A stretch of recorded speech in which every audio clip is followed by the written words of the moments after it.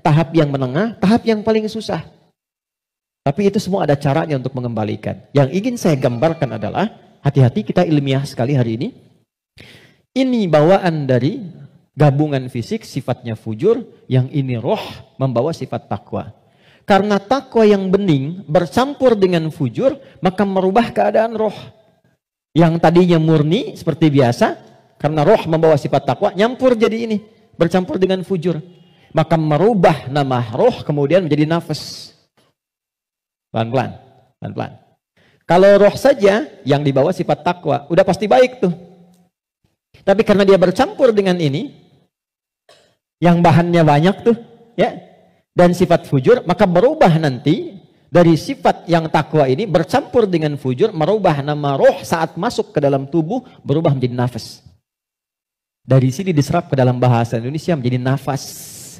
Ya, maka dikatakan seseorang bisa bernafas ketika rohnya masuk. Tapi dalam keterangan Al-Quran bukan cuma bisa nafas, di situ akan tergabung takwa, potensi yang dibawa oleh roh sebagai sumber kebaikan. Di sini ada fujur, potensi yang dibawa oleh fisik, ya, yang kadang-kadang menjadi lawan daripada sifat kebaikan. Sultan, sampai di sini bisa dipahami? Artinya apa? Artinya, maaf, di dalam diri kita ini, siapapun manusianya, pasti ada potensi kebaikan. Ini sifat dasar manusia itu baik. Itu sifat dasarnya. Nggak ada yang nggak baik. Makanya, maaf, sepencuri-pencurinya pencuri, sebetulnya hatinya menolak. Ketika akan mencuri, pasti hatinya menolak itu. Itu salah. Karena itu pencuri nggak mau dicuri. Coba kalau 3 orang mencuri, yang satu misalnya menyembunyikan hasil curiannya, maka bosnya akan berkata, maling kamu. Padahal mereka baru maling gitu kan. Ya? Oke, pelan-pelan ya. Jadi singkatnya, di dalam diri kita terkumpul semua potensi kebaikan yang dibawa oleh roh. Dan saat yang bersamaan, ada potensi yang dibawa oleh fujur dari fisik. Ada di sini, ini lawannya. Nah, yang menarik begini, yang menarik, ini potensi takwa ini, akumulasi semua kebaikan, kita sebut dengan sumber positif, gini. Yang ini, didesain oleh Allah sebagai lawannya, kita sebut kutub negatif begini, fujur. Pelan-pelan ya. Dan ini sudah menjadi hikmah kehidupan. Apapun yang bisa bergerak akan selalu ditemukan positif dan negatif. Anda beli robot-robotan pakai baterai, pasti ada kutub positif dan negatif kan? Ya kan? Proton dan neutron. Dalam proton nanti ada neuron dan macam-macam, ada partikel, ada atom dan sebagainya. Jelas ya? Ini semua hukumnya sudah begitu. Ini hukum kehidupan. Tapi kaitan dengan diri kita, ini yang harus kita sadari. Saya turunkan ke sini untuk lebih mudah.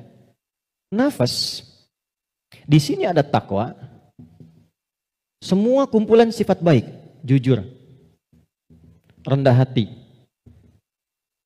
kemudian sabar, dan seterusnya. Saat yang bersamaan, di sini ada lawannya, sifat fujur. Jadi kalau teman-teman di sini menemukan jujur, di sifat fujur itu ada dusta. Kalau di sini ada rendah hati, di sini ada sombong. Kalau di sini ada sabar, di sini ada sifat amarah yang berlebihan, pemarah. Nah, kita mesti menyadari setiap manusia itu punya potensi jujur, tapi saat yang bersamaan punya potensi dusta. Dia punya potensi rendah hati, tapi saat yang bersamaan dia bisa sombong. Nah, yang paling menarik adalah bagaimana kita bisa mengendalikan ini sehingga yang keluarnya selalu yang baik. Dan yang ini bisa kita tutup, bisa kita tekan sehingga tidak muncul ke permukaan. Nah, inilah inti pembahasan kita yang akan kita turunkan. Saya ingin fokuskan betul pada apa yang akan saya terangkan saat ini. Jadi yang barusan muqaddimah ya. Sekarang kita mulai ke intinya. Saya ingin berikan penjelasan dari akarnya dulu supaya kita paham tentang diri kita. Jelas sampai di sini? Halo? Jelas ya? Oke. Yuk kita lihat. Kembali ke Quran surah Asy-Syams ayat 7 sampai 10. Wa nafsin wa ma sawwaha, dan demi jiwa nafas yang telah aku sempurnakan, kata Allah penciptaannya. Fa'alhamaha fujuraha wa taqwaha. Maka diilhamkan pada nafas ini ada dua yang seakan berlawanan, yaitu fujur dengan bawaan ini dan takwa sifat baik. Sekarang lihat rumusnya. Qad aflaha man zakkaha. Qad, saya menjamin sesuatu. Taukid yang menegaskan satu hukum. Cara menerjemahkannya, qad aflaha, aku jamin, kata Allah. Dan aku tegaskan.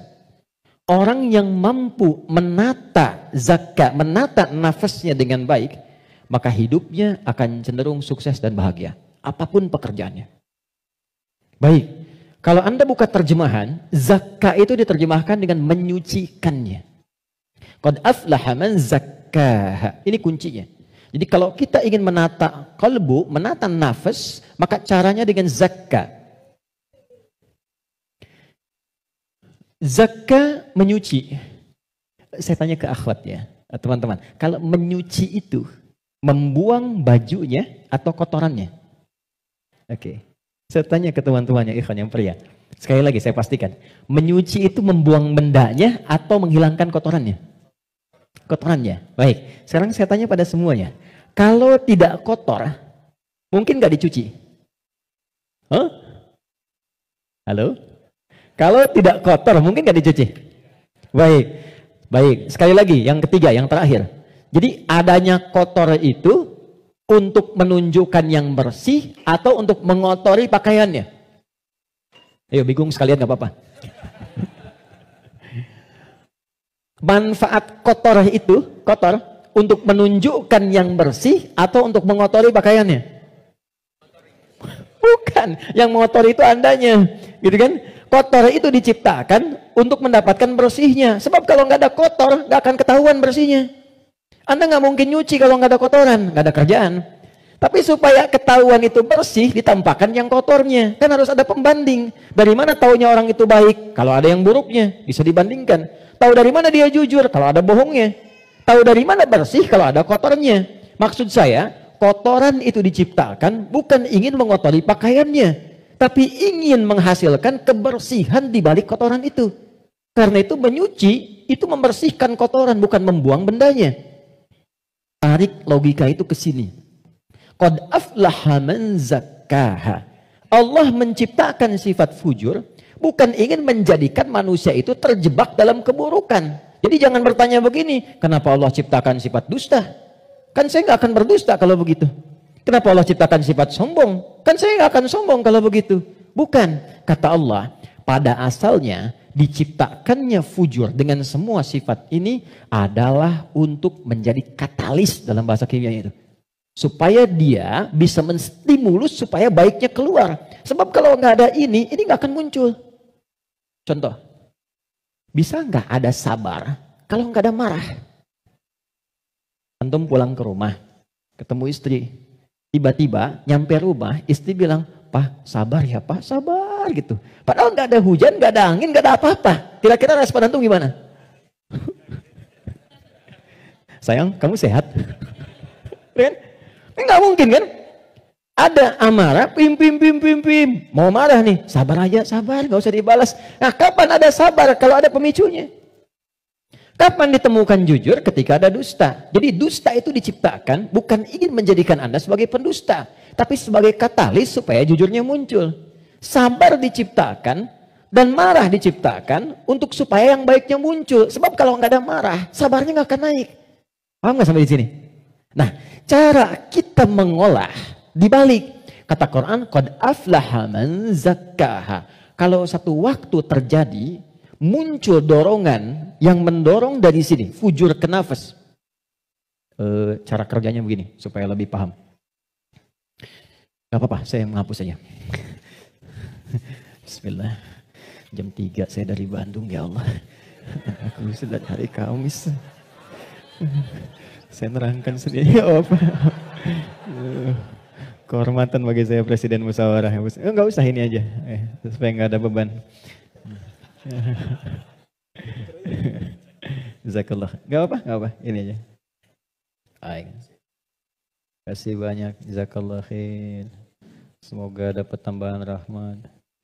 Amin. Cukup? Ya, dipegang aja nanti kalau ada keperluan lagi. Okay. Gini teman-teman, saya mulai dari sini dulu. Ini agak mahal, tapi butuh fokus. Ini nafas. Nafas itu inti jiwa nih di sini. Kelihatan ya? Intinya di sini. Di dalam inti ini ada lagi turunan tadi. Saya kebawahkan dulu, ini takwa, semua sifat baik.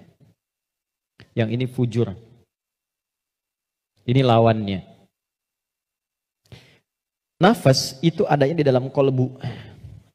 Kolbu begini. Contoh. Dalam hidup itu simpel sebetulnya, cari lawannya. Sedih lawannya apa? Senang. Ketika ada seseorang sedih, cari apa yang bisa membuat dia senang. Ya, ketika seseorang bisa sedang gelisah, cari ketenangan. Ketika ada seorang berbuat sombong, antum datang dengan kerendahan supaya mengajarkan dia kembali kepada sifat rendah hati ya. Kalau semua orang bisa melakukan semua ini, walaupun tidak mudah mengerjakannya, maka kata Allah hidupnya akan cenderung bahagia. Itu asalnya. Tapi problemnya adalah di sini ada setan yang memberikan was-was supaya ini muncul dominan. Apa yang bisa mencegah dan menghambat setan supaya tidak menjadikan manusia dominan dengan sifat fujurnya dibanding takwanya? Sebelum sampai ke sana, saya ingin jeda dulu. Saya ingin simpulkan dulu konsep dasarnya. Jika kita ingin menata nafas dengan baik, sehingga tidak didominasi oleh nafsu, sifat-sifat yang kurang bagus, maka setiap mendapati kekurangan-kekurangan atau hal yang kurang positif dari siapapun lawan kehidupan kita, maka cepat munculkan lawan baiknya. Kadang-kadang yang diuji bukan kita, yang diuji orang lain, tapi yang disasar hikmahnya kita. Itu namanya fitnah. Jadi fitnah itu tidak harus selalu tuduhan. Bisa jadi ujian. Misal, inna min azwajikum wa auladikum, bahkan amwalikum fitnah. Kata Allah, anak-anak itu jadi fitnah. Maksudnya apa? Kadang-kadang di anak-anak ada aktivitas-aktivitas yang mungkin tidak ideal, yang orang sebut dengan nakal. Ya? Padahal tidak ada anak yang nakal. Boleh jadi anak itu dibuat aktif supaya kreativitas orang tuanya makin muncul. Jadi ketika Anda melihat anak-anak punya ekspresi tersendiri, lihat dulu dari yang kurang bagus itu apa yang dimunculkan yang baik supaya keluar. Itu caranya. Sama dengan begini, itu ada kejadian di Cianjur. Musibah. Bagi warga Cianjur yang terkena, itu bala namanya. Ibtila, ujian langsung yang dialami. Bagi kita itu fitnah. Ujian yang diberikan ke sana, tapi hikmahnya menyentuh diri kita. Ada nggak yang terpanggil untuk datang? Betul nggak orang beriman saling merasakan? Betul nggak titipan harta itu benar-benar untuk berbagi dan sebagainya? Maka diberikan ujiannya di sana. Mungkin yang wafat di sana masuk kategori syahid akhirat. Karena di antara syahid itu kan tertimpa bebangunan, meninggal dia syahid. Kita wafat bagaimana? Maka disentuh untuk datang. Kami ke sana bangun posko, lihat teman-teman, maaf ya, ini pelajaran besar ya. Mohon kalau kurang berkenan, mohon saya dimaafkan dengan kalimat ini. Demi Allah saya katakan, rumah yang mewah sampai yang biasa hancur. Dan yang paling menarik bukan itu. Yang paling menarik hati kita untuk merenungkan. Bahkan rumah yang masih bertahan pun dan masuk kategori mewah, tidak ada yang berani penghuninya untuk datang ke tempat itu. Dia lebih memilih mengungsi atau tinggal di tenda-tenda yang bahkan jauh dari kata layak. Pertanyaan saya, jadi yang selama ini dikumpulkan kerja keras siang dan malam, jadilah sesuatu yang mewah itu, kendaraan yang hebat itu. Lalu untuk apa kalau tidak digunakan dan dinikmati ketika Allah memudah membalik itu dalam sepersekian detik? Maka saya ingin katakan kepada teman-teman, jangan sampai terjadi dalam satu masa, dalam satu waktu, sudah kerja, lelah, capek dan sebagainya, tapi karena hubungan yang jauh dari Allah, atau karena sebab tertentu, justru berbalik nikmat itu menjadi sesuatu yang bahkan tidak bisa dinikmati secara langsung. Itu pesan pertama. Tapi jangan disimpulkan bahwa di sana ada maksiat dan sebagainya, tidak ke situ arahnya. Boleh jadi mereka ditetapkan oleh Allah untuk mendapatkan kemuliaan karena datang keluarga-keluarga besar membawa sesuatu yang bahkan belum pernah mereka lihat sebelumnya. Yang gak pernah menemukan makanan-makanan yang mungkin menurut kita enak dan layak. Yang merasakan perhatian, merasakan bantuan-bantuan, kenal saudaranya. Yang gak ada masjid, dibangunkan masjid lagi. Yang wafatnya syahid. Kita siapa? Dan bagaimana cara kita kembali kepada Allah Subhanahu wa Ta'ala? Nah, itu fitnah. Ujiannya di sana yang merespon kita di sini. Terkadang adanya pada tetangga kita. Tetangga yang sakit dibuat sakit bukan karena ingin menjadikan dia sakit. Boleh jadi Allah ingin menguji Anda sebagai tetangganya, sikapnya bagaimana. Itu cara melihatnya. Tetangga Anda ada kekurangan, mudah bagi Allah menjadikan dia kaya. Tapi Allah titipkan kepada Anda tetangganya supaya Anda merespon harta yang Allah titipkan untuk berbagi. Contoh lain, Anda sudah ke masjid. Anda punya tetangga, belum mau ke masjid. Dijadikan ia menjadi tetangga Anda, bukan untuk Anda caci, atau Anda katakan, tuh saya punya tetangga, nggak pernah ke masjid. Bukan. Boleh jadi Anda ditempatkan di situ, sehingga mendapat bagian dari dakwah untuk mendoakan dia supaya ke masjid.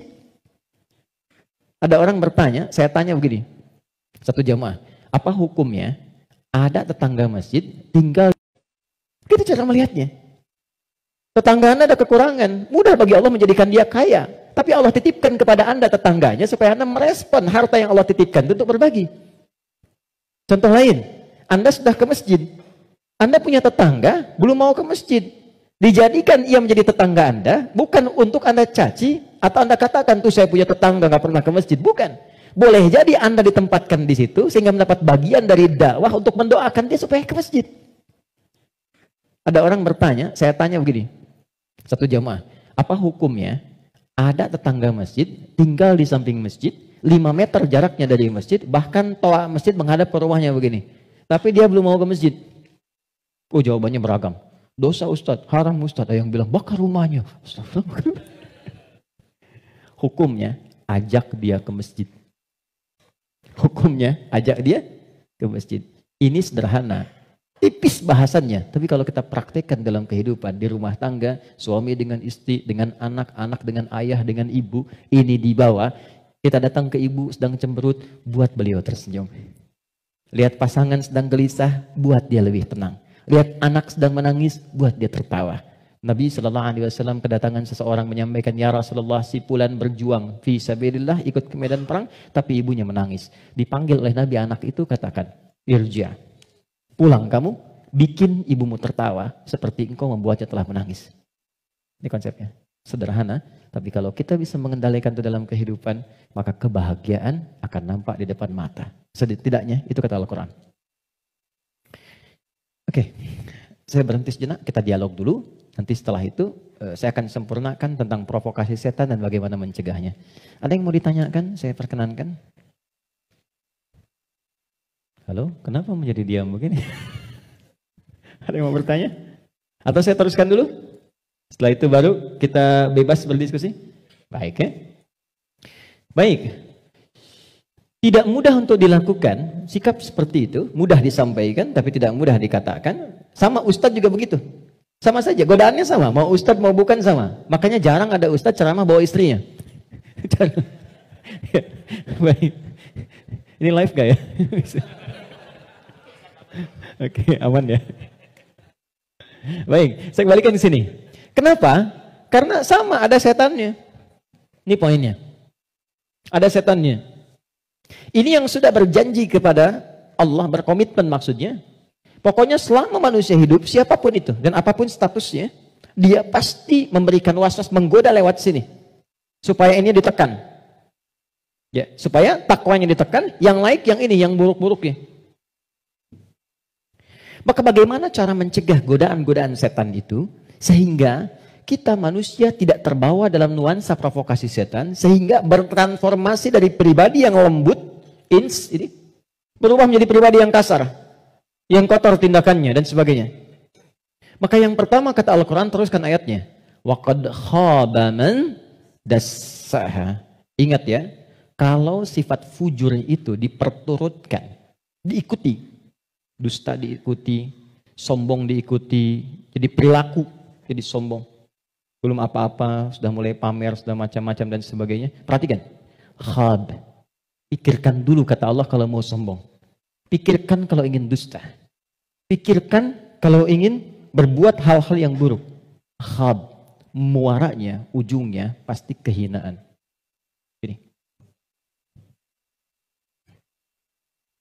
Jadi sebelum berbuat sesuatu yang menyimpang, kalau Anda ingin berkata kotor, pikirkan dulu. Karena ketika itu keluar, Anda akan terhina, kata Allah.